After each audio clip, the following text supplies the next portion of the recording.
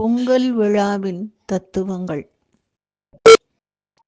மார்கழி மாதம் 30ஆம் தேதி கடைசி நாள் போகி பண்டிகை கொண்டாடுகிறோம்.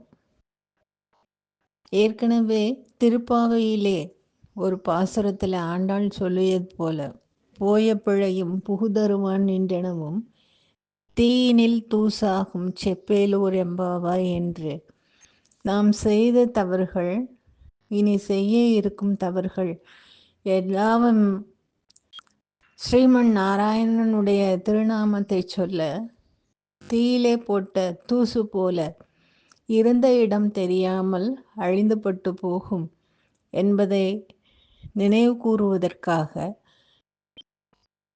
வேண்டாத தீய குணங்கள், கோபம், வெறுப்பு, பொறாமை, இப்படி வேண்டாத குணங்கள் எல்லாம் பொசுக்கி தள்ளி நம்மிடத்திலே நல்ல இயல்புகள், பகவத்கீதையிலே சொல்வது போல அசுர இயல்புகள் அழிந்து தெய்வ இயல்புகள் வளர வேண்டும் என்பதற்காக போகி பண்டிகை கொண்டாடுகிறோம்.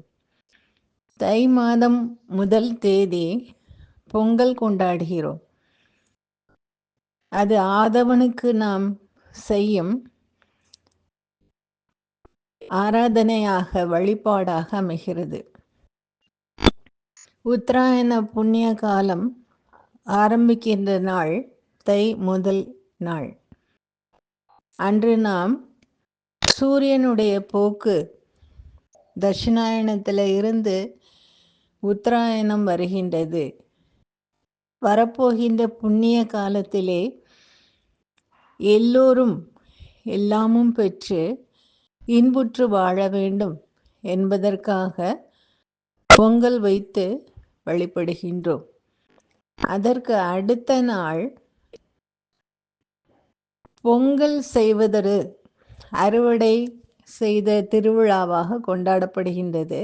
அந்த அறுவடைக்கு நமக்கு பயன்பட்ட மாடுகள், அவற்றுக்கெல்லாம் நன்றி கடன் செலுத்துவதற்காக மாட்டு பொங்கல் கொண்டாடப்படுகின்றது. இன்று காணும் பொங்கல் என்று கொண்டாடுகிறோம். இது உழவர் திருநாள் என்றும் சொல்லப்படுகின்றது. உழவர்கள் சேற்றிலே இறங்கி வேலை பார்க்காவிட்டால் நாம் சோற்றிலே கை வைக்க முடியாது. அப்படி நம்முடைய அடிப்படை ஆதாரமாக உழவு தொழில்தான் அமைந்திருக்கின்றது. இதனால தான் உழவுக்கும் தொழிலுக்கும் வந்தனை செய்வோம், வீணில் உண்டு கழித்திருப்போரை நிந்தனை செய்வோம் என்று மகாகவி பாரதியார் அவர்கள் கூறினார். இன்று அவர்களுக்கு நன்றி செலுத்துவதற்காக கொண்டாடுகின்றோம். இந்த காணும் பொங்கல் என்பது ஒருவரை ஒருவர், உற்றார் உறவினர், நண்பர்கள், இப்படி பலரையும் காணும் பொங்கல் அல்ல, இறைவனை காணும் பொங்கல். இயற்கை எங்கும் இறைவன் இருக்கின்றான் என்பதை அறிந்து இயற்கையின் எழில் அனைத்திலேயும் இறைவனை காணுதல் வேண்டும். இப்படி பொங்கல் விழா என்பது ஒவ்வொரு நாளும் ஒவ்வொரு தத்துவங்கள் செறிவூட்டப்பட்டதாக இருக்கின்றது. இறுதி நாளான இன்று எங்கெங்கும் காணிடும் சக்தியடா, எழுகடல் அவள் வண்ணமடா என்று மகாகவி பாடுவார். அப்படி இயற்கையிலே இறைவனை காணும் பொங்கல் தான் காணும் பொங்கல் என்று நாம் கொண்டாடுகிறோம்.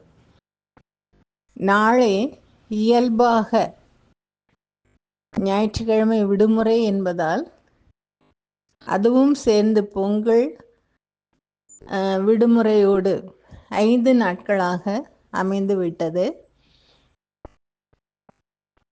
எல்லா நாட்களிலுமே நம்முடைய உள்ளத்திலும் இல்லத்திலும் மகிழ்ச்சி பொங்க, எல்லோரும் இனிய வாழ்வு பெற்று ஆரோக்கியம் பொங்கி வாழ எல்லாம் வல்ல இறைவன் நம்மை வாழ்த்த வேண்டும் என்று இறைஞ்சி கேட்டுக்கொண்டு நிறைவு செய்கின்றேன். நன்றி, வணக்கம்.